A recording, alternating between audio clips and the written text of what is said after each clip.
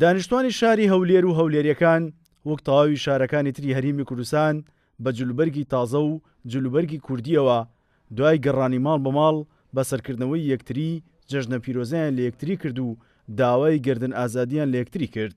بەڵام وەکو هاوڵاتیان خۆیان ئاماژەیان بۆ کرد پەیوەندیە کۆمەڵایەتیەکانی ئەم جەژنە وەکو پێویست نەبوو، ئەم ساڵ پەیوەندیەکان لاواز بوو.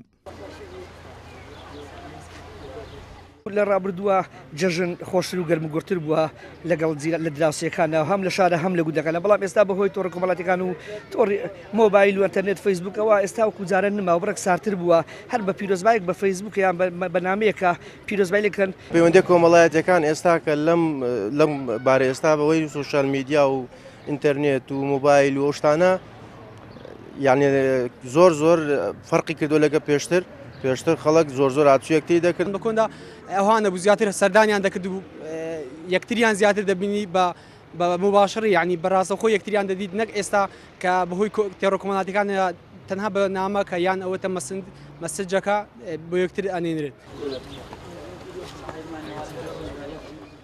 جەژنی ڕەمەزانی ئەم ساڵ وەکو هاوڵاتیان خۆیان ئاماژەی بۆ دەکەن جیاوازتر دەردەکەوت، چونکە بۆ ماوەی چەند مانگێک دەبێت فەرمانبەران و موچەخۆرانی هەرێمی کوردستان لە کاتی خۆیدا موچە وەردەگرن.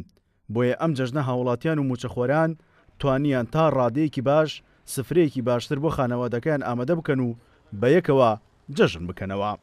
والله ئەم جەژنە تقریبا تۆزەک یعنی خۆشی پێوە دیارە لەبەر ئەوەی ڕاتبەکە هات، یعنی لەوانی تر باشترە بەڕاستی تۆزەک فەرقی کردیە لە سەبارەت بە ڕاتبەکە و ئیشاڵە باشتریش دەبی چاوەڕێ زیاترین ئیشاڵە. بەڕاستیەوە جەژنە جیاواز بە جەژنەکان کە پارە دابەشکرا موچە دابەشکرا خەرک دری خۆشتر بوو.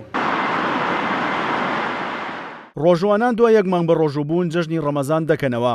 وەک نەریتێکش هاوڵاتیان سەرەتا بە سەردانیکردنی خزم و کەسوکاری یەکدری و دراوسێ و دیدەنی و دۆستان و گردن ئازادی لە یەکتری و گۆڕینەوەی نوقڵانە و شیرینی ئەو ڕۆژە لە یەکتری پیرۆز دەکەن و کۆتایی بە یەک مانگ بە ڕۆژووبوون و عیبادەت دەهێنن.